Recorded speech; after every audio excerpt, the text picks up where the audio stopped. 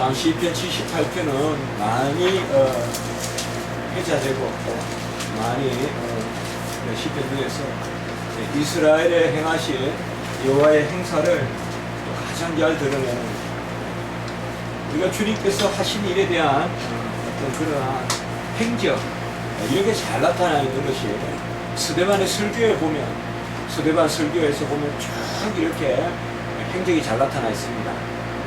이제 스데반의 마지막 순교하면서 하나님이 하신 일이 뭐냐, 그래서 쭉 이제 이야기하고, 그리고 이제 마지막 때 예수님을 증거하는, 그것을 이제 순교하거든요. 또 우리가 성경에서 이스라엘 백성을 향한 하나님의 큰 역사, 히브리서 11장을 한번 떠올려 볼 수가 있어요. 히브리서 11장은 믿음의 장이기 때문에 믿음의 우리 선조, 특히 구약의 믿음의 일꾼들이 어떻게 하나님께 은혜를 받았느냐, 우리의 입장에 봤을 때는 믿음을 내세울지 몰라도 하나님이 하신 일이거든요. 그런 면에서는 히브리서 11장이 또 하나님이 하신 그런 행전을 행적을 잘 보여주고 있다. 오늘 이제 시편 78편도 바로 그런 부분입니다. 대체로 크게 보면 세 부분으로 나누어져 있는데요. 1절에서 8절 우리가 읽었던 부분은 대체로 도입 부분이 되겠고요. 여기서는 왜 역사를 통하여서 우리가 교훈을 받아야 되느냐, 그 부분에 대한 전체적인 서론적인 언급이 있고요. 그리고 9절부터 쭉 64절까지는 이제 이스라엘 백성에게 우리 하나님이 큰 일을 행하셨는데, 기이한 일을 행하셨는데 그들이 온전치 못했다. 그래서 대체로 바로 이스라엘 백성의 패역함과 하나님의 신실하심, 이것이 대조적으로 노래되어 있는 것이 바로 오늘 길게 계속되는 그러한 중간 부분이고요. 이제 마지막에는 그러함에도 불구하고 하나님이 다윗의 후손, 또 유다 지파 그 가운데서 하나님이 큰 일을 행하시고, 오늘 마지막 절에 보면 완전한 마음이 하나님께 있다. 사실상 우리에게서 뭔가 완벽함을 찾아볼 수가 없잖아요. 그렇게 오늘 시편이 구성되어 있습니다. 제가 많이 고민을 했습니다. 한 두세 번 나누어서 말씀을 전할까. 78편을 생각하니까 이제 앞으로 119편이 자꾸 떠올라서 119편은 또 어떻게 할 건가, 그걸 한 주 만에 할 것인가, 그런 생각이 들어서 119편을 한 주 만에 한다면 그건 모면이란 말밖에 못 들을 수 없다. 근데 그거는 이제 하나의 119편은 또 이렇게 히브리 알파벳을 쫓은 그런 또 참리이기 때문에 우리가 좀 이렇게 나누어서 보는 의미가 있습니다만은, 오늘 시편은 굳이 아무리 이게 길다고 하더라도 제가 보기에는 굳이 나눌 필요가 없다.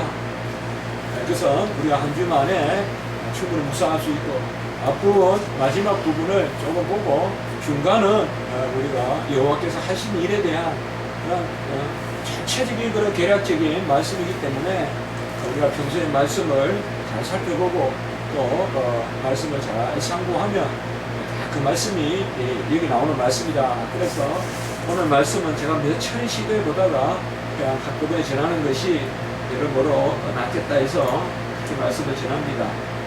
오늘 말씀은 아삽의 마스길이다 라고 이렇게 이야기하는데, 아삽이 아마 확실하지는 않지만은 다윗의 통치 이후의 시기쯤 이 글이 시편이 작성되었을 것이다.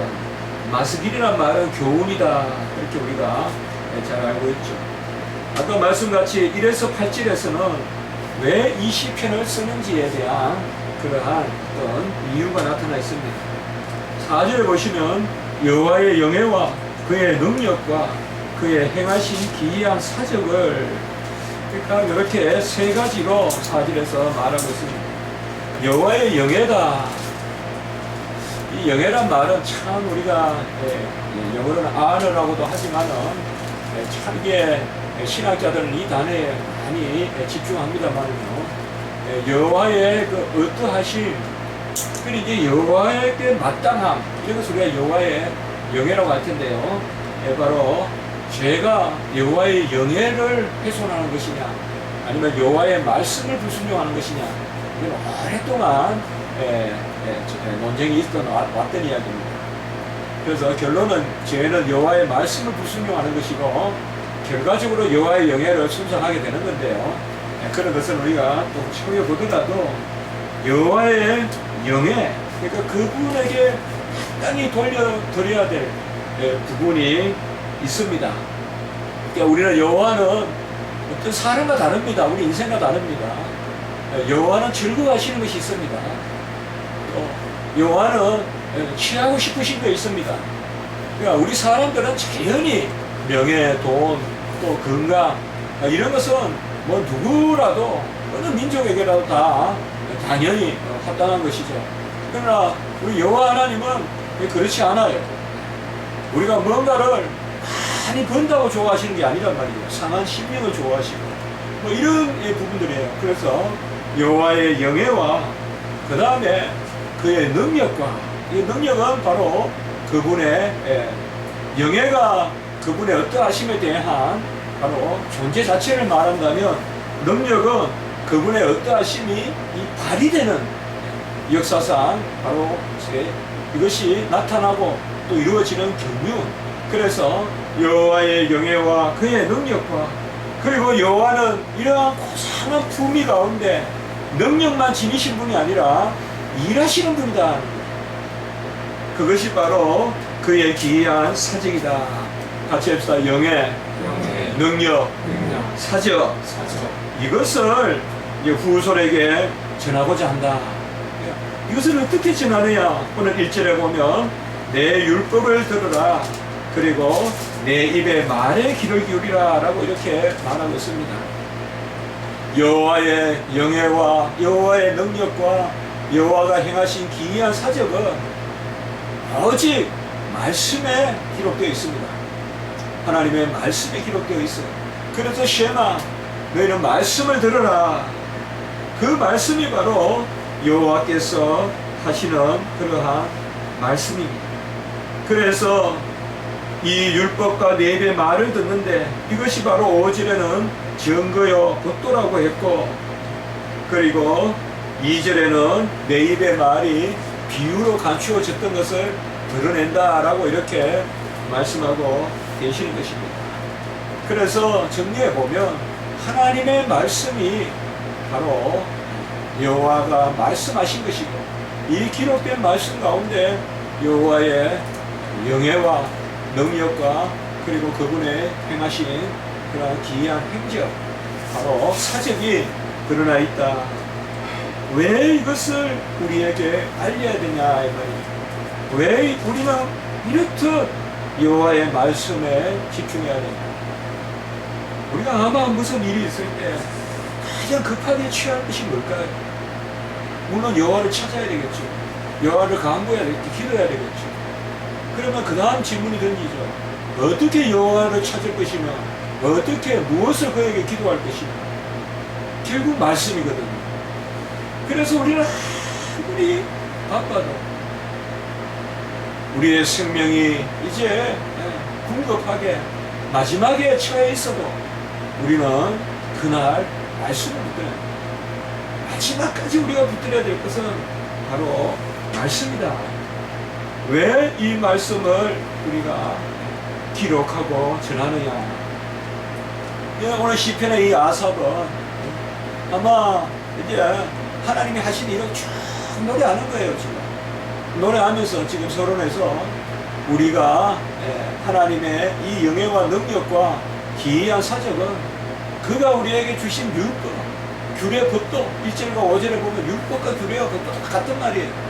그리고 그가 우리에게 주신 비밀스러운 그러한 말씀, 이건 예수님께서도 인용하셨죠. 바로 비유로 말씀하신다. 그 비유를 결국 말씀에서 풀어서 이렇게 오늘 전하는 것은 다른 것이 아니라 7절에 보면 세 가지가 있어요. 7절, 8절에 보면 바로 첫 번째는 그들의 소망을 하나님께 두고자 하는 것입니다. 여러분, 소망 없을 때 하나님의 말씀 붙들어야 소망 생깁니다. 뭐 이 책에서 소망이 생길까? 그래도 말씀을 그때 보십시오. 분명히 알지 못하는 비밀스러운 그런 소망이 생깁니다. 그 다음에 두 번째는 하나님이 행하신 일을 잊지 않게 하려고. 그래서 소망을 가지고 하나님이 행한 일을 잊어버리지 않게 하려고. 그리고 세 번째, 그의 계명을 지켜서 이제 8절에 보면 마음이 완고하고 패역하고 정직하지 못하게 되고 충성하지 아니하는 그러한 세대같이 되지 않게 하려 합니다. 여기에서 우리가 하나 중요한 것을 기억해야 됩니다. 말씀을 듣지 않으면 소망이 없고, 소망이 없는 믿음은 믿음이 아닙니다. 믿음은 바라는 것들의 실상이기 때문에 바라는 것이 있어야 믿음이 있는 것입니다. 그 믿음은 소망의 실상이고, 소망은 말씀 없이 안 나옵니다. 세상의 기승전결로, 인과관계로, 세상의 논법으로 소망이 안 생깁니다. 우리는 여러 가지로 낙심합니다. 세상을 향해서도 낙심하고, 선을 행하다가도 낙심하고, 여러 일로 낙심합니다. 그러나 다시 우리가 소망을 갖는 것은 하나님의 말씀, 그리고 그 여호와께서 행하신 일을 잊지 않고 그 말씀을 통하여서 그 계명을 지킨다. 계속 지금 나오는 것이 율법과 계명, 이런 것이 왜 중요할까요? 우리는 사실 여호와의 행하신 일과 율법을 분리하는 경향이 있지만 이스라엘 백성은 그렇지 않습니다. 지난 주간에 설교도 우리가 보셨지만 제사가 그들의 삶입니다. 제사는 율법의 핵심이에요. 제사와 절기가 삶이에요. 이스라엘 백성입니다. 사실상 이스라엘 백성은 여호와의 법이 삶이에요. 형님, 제가 예루살렘 가보니까 다 그런 느낌이 들더라고요. 율법이 법이에요. 다 법이에요. 제가 정말 설교 때도 말씀드렸죠. 이번에 세월호 같은 이런 사건, 죽은 사람만 있고 죽인 사람은 없는, 우리는 어찌해야 될지 모르죠. 율법에서는 벌써 말하고 있어요. 사람이 엎드려 죽었는데 누가 죽였는지 알지 못하면 가장 인근의 사람들이 바로 죄를 속하는 제물을 드리겠습니다. 그 지역에 사람이 죽은 것이다, 죽인 것이다. 우리가 이런 거 보면 너무나 율법이에요. 모든 삶을 다 규율하고 있는 게 율법이에요. 그게 아주 놀라운 거예요. 그러니까 이스라엘 백성에게 있어서 이 율법이라는 것은 정치도 되고 사회도 되고 경제도 되고 다 답이 들어있는 거예요. 그게. 그래서 이스라엘 백성이 뛰어난 백성이 되는 거예요. 아마 우리는 그래, 우리는 구약을 성경으로 우리가 받으면서도 아무도 제가 그렇게 인용하는 거 못 봤어요. 제가 설교 때 그런 말씀을 드렸지. 죽은 자는 300명이 되는데 죽인 자가 없을 때는 다 이 땅의 거민이 다 속죄해야 된다. 그게 바로 율법이다. 다 신명기에 말씀을 주셨다. 바로 우리가 그런 부분이거든요. 그렇기 때문에 이 삶이라는 것과 이 역사와 법이 분리되지 않아요. 삶과 삶의 행실이 역사라면 역사와 법이 분리되지 않아요. 그래서 우리가 시편을 읽고 또 바로 그렇게 생각하실 수 있을 거예요. 창세기까지는 역사예요. 근데 갑자기 법으로 툭 떨어진단 말이에요. 그래서 사실 칼빈이 역사와 법을 함께 묶어서 출애굽기, 레위기, 민수기, 신명기를 묶어서 그냥 책으로, 한 책으로 묶어서 공간 복음은 있으나 공간 모세오경은 없는데 칼빈은 출애굽기, 레위기, 민수기, 신명기를 그냥 한 그릇으로 묶어서 내거든요. 그리고 역사와 율법을 함께 다루거든요. 이것이 참 중요한 이야기입니다. 우리가 그렇지 않기 때문에 많은 경우 성경을 읽을 때 율법이 나오면 낯선 거예요. 갑자기 우리가 익숙한 이 생활 혹은 역사를 이야기하다가 갑자기 법이 나온다 이 말이에요. 오늘 세 번째 부분은 뭐예요? 왜 이 말씀을 전하느냐? 여호와를 기억하게 하려 하게 합니다. 여호와께 소망을 두고 여호와가 하신 일을 기억하고, 그 다음 세 번째 율법을 지켜서 어떻게 나오느냐? 우리 그렇게 생각할 수 있지만 이스라엘 백성에게는 바로 삶이 법이고, 그게 가장 그 중에 에센스가 바로 제사 그리고 절기다. 그게 오늘날로 말하면 예배다. 그래서 우리는 예배가 삶이다라고 이렇게 말하는 것입니다. 이어서 이제 11절부터 64절까지는 쭉 이스라엘 백성들이 크게 5가지로 그들이 하나님의 뜻을 거역한 그런 이야기들을 하고 있습니다. 먼저 11절에서 16절에 보면, 여기에서는 11절에서 16절까지는 바로 이스라엘 백성의 어떤 부분을 지칭하시는가 하면, 특별히 11절에 보면 여호와께서 행하신 것과 그들에게 보이신 기이한 일을 잊었도다, 이걸 먼저 이야기하고 있습니다. 한마디로 대언망덕하다는 것입니다. 특별히 10절에 보면 하나님의 언약을 지키지 아니하고 율법을 준행하지 않았다라고 이렇게 말씀하고 있습니다.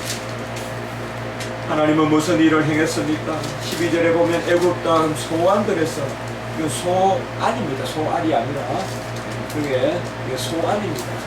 그래서 소돔과 고모라 할 때 그쪽 지역이 아니고 소안이라는 것은 바로 애굽 나일강의 동쪽 지변에 있는 히타이트 족속이라고 있죠. 세계 최초로 철기를 사용했던, 아마 그 민족이 애굽을 다스릴 때 수도로 삼았던 땅이다. 그리고 여기 소안이란 말은 특별히 바로가 다스릴 때 수도, 그렇게 생각하시면 됩니다. 그래서 소안들에서 기이한 일을 행했다는 말은 바로 10가지 재앙을 내리신 것, 그걸 이야기하고 있습니다. 그리고 13절에는 보면 바다를 갈라 물을 무더기같이 서게 하시고, 이게 지금 역사예요. 그들을 지나가게 하시고, 그냥 홍해의 사건 말할 것도 없죠. 낮에는 구름, 밤에는 불빛. 14절에는 이것은 바로 광야에서 인도하시는 주님의 모습. 그리고 15절에서 16절까지는 반석을 쪼개고 물이 나오고, 그 반석에서 물이 그냥 강같이 흐르게 하셨으니, 그래서 지금 시편 기자는 물의 근원이 뭐냐, 우리나라도 뭐 수원지가 있고, 뭐 낙동강의 수원지는 어디고 한강의 수원지는 어디고 있지 않습니까? 제일 첫 번째 있지 않습니까? 그게 바로 바위로 보는 거예요. 바위로. 그래서 이스라엘의 이 강은 바위로부터 시작한다. 곧 우리 주 예수 그리스도, 반석이신 예수 그리스도, 바로 고린도전서 10장 1절 4절까지 보면 바로 그런 부분이 노래되어 있잖아요. 이렇게 행했음에도 불구하고 그들이 11절에 보면 기이한 일을 잊어버렸다. 참 망각은 간혹은 좋은 그러한 하나님이 주신 선물일 수도 있죠. 우리가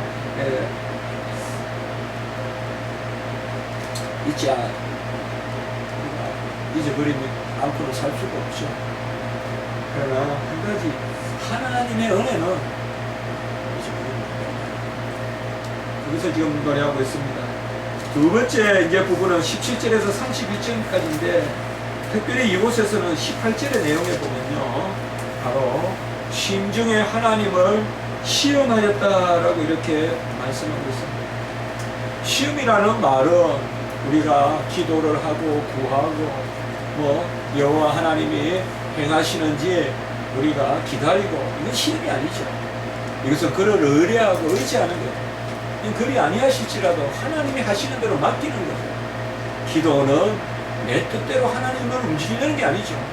그러나 여기 시험은 그게 아닙니다. 바로 믿음 없음을 뜻합니다. 믿음으로 구하는 것이 아니라 믿음 없이 하나님 앞에 요구하는 것입니다. 이게 시험입니다. 믿음이 없이 하나님께 요구하는 거죠. 우리가 이게 필요하니 해주시면 하나님이고, 안 해주시면 뭐 우리는 당신과 무관하고, 이런 입장이 바로 시험입니다. 특별히 이 부분에 보면 물을 주시고 떡도 주시고 고기도 주실 수 있는가? 물을 주시는 것은 맞는데 떡도 고기도 주실 수 있는가? 그러니 하나님께서 하늘문을 열어 만나를 비같이, 또 동풍과 남풍을 인도하여 먼지처럼 많은 고기를 또 비같이 내리게 하고 새를 바다의 모래같이 내려주셨다라고 이렇게 말씀하고 있습니다. 그러나 이들이 이것을 불평하였다. 이스라엘 백성에게 비같이 내려주시고 그리고 바람과 같이 이끄셔서 만나 매출하기 하늘에 나는 새도 주었지만은 그들은 믿지 않았다. 21절과 22절에 보면, 특별히 22절에 보면 하나님을 믿지 아니하고 구원을 의지하지 아니한 때문이다 라고 이렇게 말씀하고 있습니다. 같이 한번 해봅시다. 행사를 맡기고 가치를 맡기고 우리가 처음에는요 하나님 앞에 기도할 때 무슨 일로 기도해요. 그러나 하나님은 분명히 그것을 통하여서 의의와 가치를 생각하게 합니다. 그것까지 맡겨야 돼요. 우리는 사실 기도를 할 때 무슨 뜻을 가지고 그것에 대한 행사를 맡깁니다. 그러나 하나님은 그 행사의 기도를 들으시면서 그 일의 의의가 뭔지 가치가 뭔지를 우리가 다시 돌이켜 알게 하시는 것입니다. 그렇기 때문에 여호와를 믿는 자들은 그의 구원의 하나님을 믿어야 됩니다. 구원을 믿지 아니하고 22절에 보면 구원을 의지하지 아니하고 그러니까 궁극적으로 여호와 하나님이 영생의 답을 가지고 계시는데 계속 그 외의 것으로 우리가 하나님께 나아가는 것입니다. 어떻게 보면 기도는 하나님께 구하는 것인데 하나님이 원하는 것을 구하는 것이 아니라 우리가 원하는 것을 구할 수가 있다는 거죠. 내가 원하는 것이 하나님이 원하는 것으로 믿는 그것이 바로 믿음의 기도입니다. 내가 원하는 것과 하나님의 원하는 것이 여전히 불확실하고 모호한 가운데 남겨져 있다면 그것은 우리가 아직 믿음의 기도를 드리고 있다고 볼 수 없습니다. 기도의 어떤 조목이 그렇게 구체적일 필요가 없습니다. 여호와와 나의 뜻을 맞추는 것이 중요한 것입니다. 내가 주를 위해서 뭘 할 것인가, 구체적으로 뭘 할 것인가, 그것이 중요해 보여도 하나님은 구체적으로 뭘 주실 것인가, 그게 중요해 보여도 사실상 더욱 중요한 것은 여호와의 뜻과 내가 원하는 바가, 내가 원하는 것과 여호와가 원하는 것이 과연 일치하는가. 하나님은 분명히 그 일치를 응답의 때로 삼으십니다. 내가 원하는 것을 여호와가 원하는 것을 너무 구체적으로 기도 안 하셔도 된다 저는 생각합니다. 구하는 것은 우리 편에 있고 잘 이루시는 것, 행하는 것은 우리 편에 있으나 잘 행하는 것은 여호와 편에 있고 뜻하는 것은 우리 편에 있으나 올바르게 뜻하시고 완전하게 뜻하시는 것은 하나님 편에 있습니다.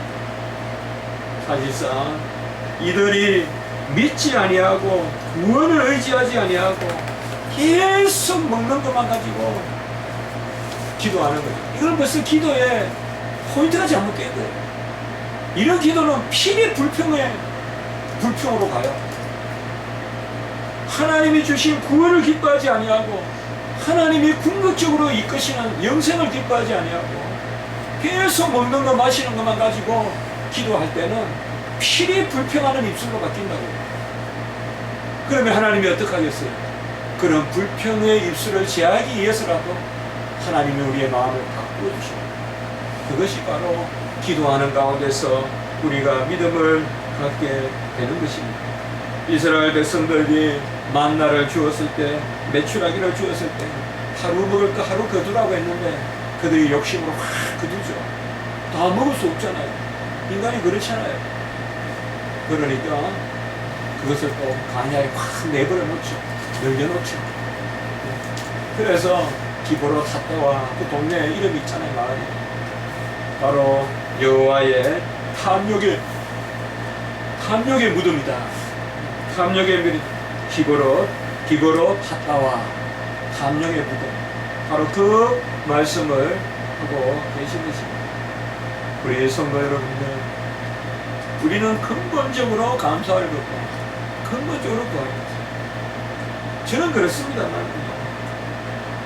그렇게 세부적인 것을 하나님께 구할 필요가 있을까? 왜요? 하나님이 다 아시지 날 모르기 때문에. 하나님 간단해요. 낳기를 원하네요. 이렇게 물어요. 너 어떻게 낳기를 원하냐? 이렇게 안 물어요. 낳기를 원하네. 그게 여러 뜻이 있는 거예요. 낳게 해주면 너 그 다리 가지고 좋은 데 쓸래? 보게 해주면 너 볼 거 가지고 좋은 것만 볼래? 그 말이에요. 너 이거 진정 원하네? 너 진정 목사 되기 원하네? 너 목사 되면 겸손하게 섬길래? 그거 묻는 거예요. 그러면 우리가 예 목사 되고 싶습니다. 쉬운 말이 아니에요. 너 부자 되고 싶냐? 부자 되고 싶냐? 이렇게 물어요. 뭐 기업을 어떻게 하고 뭐 좋은 사람을 만나게 해주고 뭐 동쪽에서 오게 해주고 서쪽에서 오게 해주고 그럴 필요 없단 말이에요. 너 기업 크게 하고 싶냐? 이렇게 물어요. 그럼 우리가 많이 기도해요. 그렇습니다 라는 말이 쉽게 나올 것 같습니까? 아닙니다. 기도하는 사람은 안 나옵니다. 왜요? 기업 때문에 내가 망하면 어떡할까? 구원은 가지고 있으나 내 영생의 구원을 잃어버리면 어떡할까? 그러니 많이 기도한단 말이야. 그래서 다 기도가 되는 거예요. 제가 그 재물을 감당할 힘성을 주시옵소서. 자족하는 마음을 주시옵소서. 모든 것이 여호와께로 받은 것이므로 돌려드리는 마음을 주시옵소서. 그러니까 기도가 길어지는 거예요. 그러니까 하나님의 뜻과 나의 뜻이, 하나님의 뜻과 나의 뜻이. 내가 주를 위해 살겠나이다 죽겠나이다 주여 원하나이다. 이 기도 상당히 구체적인 기도예요. 주여 종이 주를 위해 살기 원하나, 주를 위해 죽기 원하나이다. 최고 구체적인 기도예요. 더 구체적인 기도 없어요.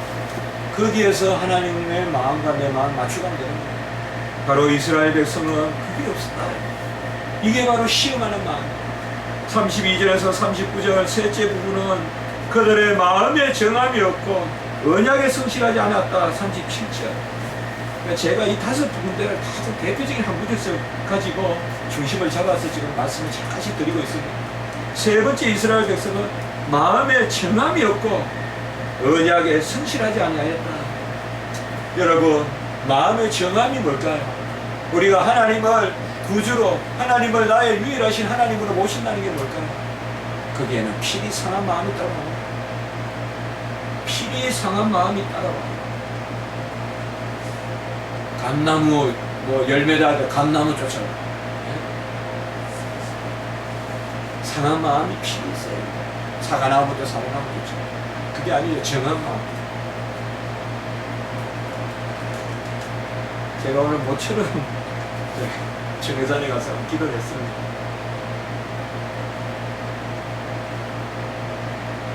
큰 그 바위에 가니까 계속 앉아서 기도하는 게 아니고 사람들이 많이 모여있는데 햇빛이 아주 쬐요.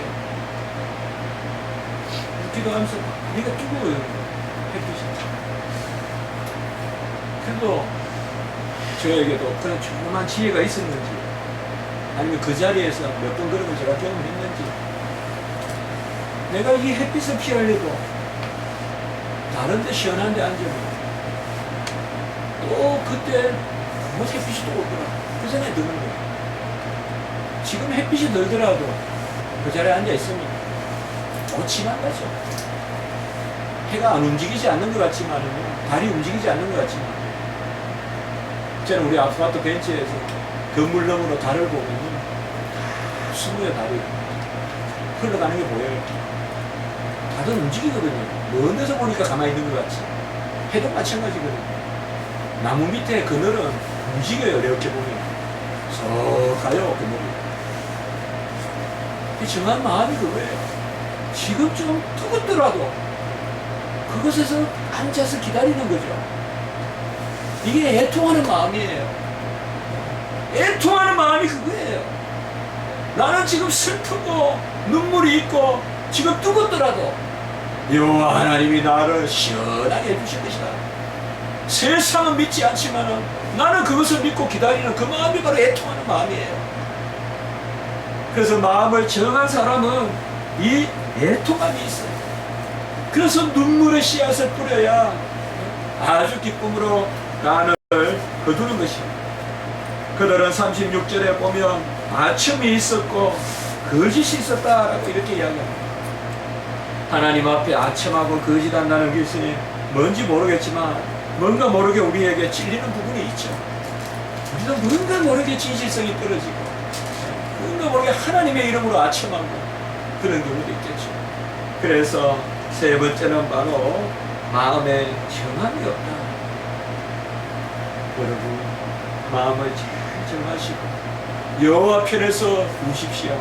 교회 편에서 우십시오. 그것이 큰 은혜가 되는 것입니다.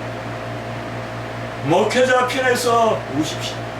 제가 목회자라서 하는 말이 아닙니다. 목회자 편에서 우십시오. 마음을 정하십시오. 세상이 다 돌팔매질해도 누가 사도 바울을 분별해서 돕겠습니까?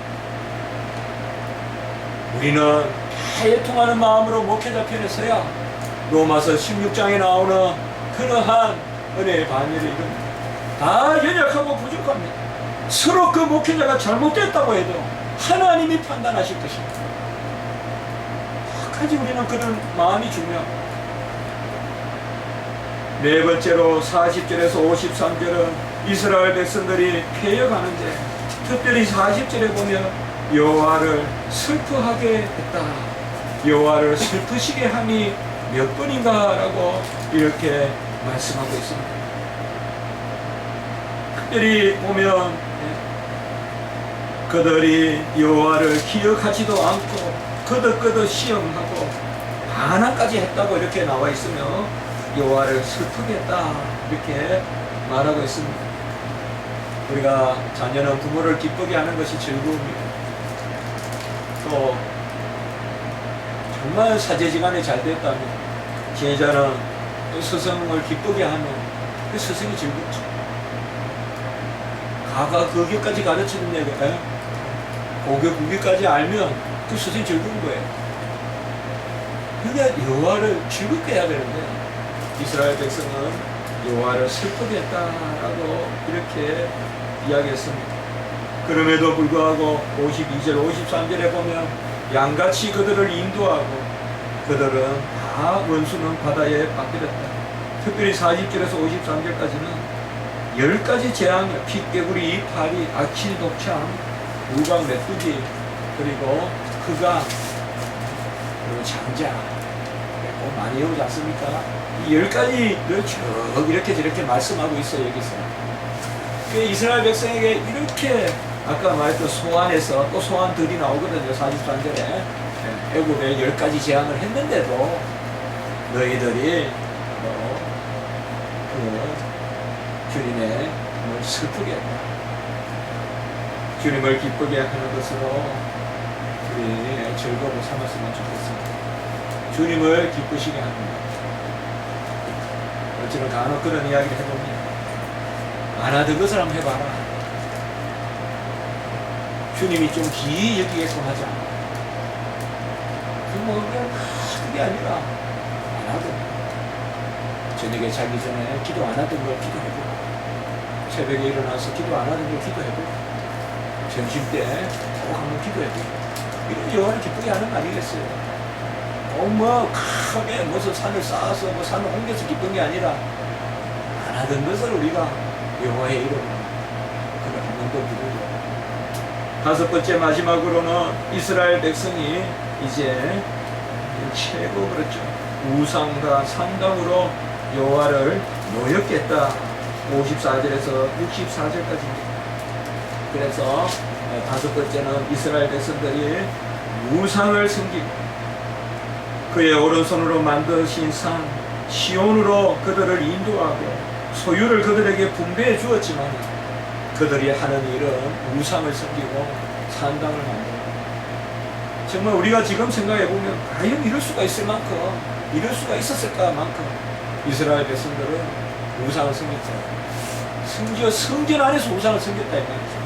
성전 안에서 매음을 하고 간음을 하고 성전 안에서 이방의 신들 바알 아세라 상을 갖다 놔놓고 쭉 그냥 써. 이것도 써. 바알 상도 세워놓고 아세라 상도 세워놓고 그게 바로 이스라엘이 멸망할 때 모습이에요. 요시아 종교제일 때 모습이에요. 아예 성전이 매음골이 돼버렸다니까요. 이거는 그저 은유가 아니라 실제로 그렇게 돼버렸다니까요. 그래 어찌 이스라엘 하나님이 거룩하신 하나님이 노엽지 않겠느냐 그렇게 말씀하고 그것 때문에 칼에 넘어지고 청년은 불에 설라지고 처녀들은 혼인 노래를 들을 수 없고 64절에 보면 제사장들도 칼에 엎드러지고 가부들도 예국도 하지 못하는 다 역사적인 일들입니다. 제가 시간이 없어서 말씀드리지 않겠지만 다 이스라엘의 우리가 성경에 앞부분에 나오는 이야기입니다. 아주 그냥 울 시간도 없을 만큼 그렇게 재앙이 닥칩니다. 이 가운데 이제 65절에서 72절은 그러면 이스라엘의 이러한 패역함이 그저 그대로 끝이 나느냐. 65절에 보면 같이 한번 읽어볼까요? 시작. 그때에 주께서 잠에서 깨어난 것처럼 포도주를 마시고 고함치는 용사처럼 일어나사. 제가 미국 가서 제일 처음에 논문 쓴 것이 하나님께서 우리의 수준에 맞추어 주신다. 그러면서 칼빈이 이 부분을 주석하면서 어떻게 하나님을 이렇게까지 묘사했느냐 성경은. 포도주를 마시고 술이 취해서 고함치는 용사같이 하나님을 표현했다는 거예요. 칼빈은 이 구절을 통해서 그렇게 읽어냅니다. 하나님을 아버지라고도 부르고 선생님이라고도 부르고 또 하나님을 의사라고도 이런 것을 우리가 충분히 와닿는데 오늘 여기에 보면 포도주를 마시고 고함치는 용사 칼빈은 이것을 술이 취한 모습이라는 거예요. 하나님이 얼마나 진노가 임했으면 하나님이 아주 그냥 술이 취해 칼을 휘두르듯이 그렇게 지금 일어나셨다는 거예요. 그렇게 여기 부분을 표현하는 거예요. 그래서 이 구절이 저는 많이 기억이 나는 구절인데요. 주께서 잠에서 깨어난 것처럼 포도주를 마시고 고함치는 용사처럼 일어나서 대적을 물리치고 그리고 67절에 보면 에브라임 지파는 택하지 아니하시고 우리가 이제 아까 보면 구약의 그 에브라임이 계속 여호수아 에브라임 사실 우리가 보면요 유다 지파에 대한 예언의 말씀이 창세기 49장에 홀이 유다를 떠나지 아니하고 실로가 오시기까지 그 말씀이 있지만은 사실상 이 말씀은 다윗 때까지는 누가 봐도 드러나지 않거든요. 다윗 때까지는 유다가 대두성을 가지지 못해요. 에브라임 지파가 힘이 있어요. 여호수아 이후로. 그런데 이제 그 지파가 다 쓰러지고 유다 지파와 시온을 택한다. 그래서 실로가 아니라 실로는 바로 가나안 경내에 있는 그러한 처음 해막을 세운 땅이에요. 이제는 실로가 아니라 시온산을 택하여 시온산은 바로 아브라함이 이삭을 바친 산입니다. 그래서 시온산을 택하여서 이 일을 이루겠다. 그것이 바로 이 역사예요. 그래서 우리가 70절에 보면 다윗을 택하시되 양의 우리에서 택하여서 전양을 지키신다. 이게 다윗의 표현을 쓰고 있습니다만은 사실상 예수 그리스도를 말하고 있습니다. 그래서 주님께서 이 땅에 오셔서 이제 유다 지파에서 오셔서 전양을 지키시고 72절이 너무나 우리를 참으로 감화합니다. 자기 마음의 완전함으로 기르고 그의 손의 능숙함으로 기도하신다. 어떻게 보면 여러 주석도 가능하겠지만 다 포기한 거예요. 어떻게 보면 우리 편에서는 의를 더 이상 기대 안 하는 거야. 결국 우리 자녀를 키워봐도 그렇거든요.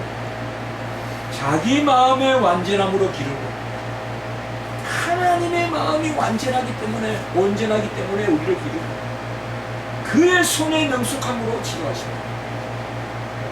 그래서 우리 편에 무슨 자질이나 공로나 우리 마음의 어떤 온전함이나 그것을 보는 것이 아니라 하나님의 마음의 온전함으로 기르시고 그리고 그의 손의 능숙함으로 기도하셨다라고 이렇게 말씀합니다.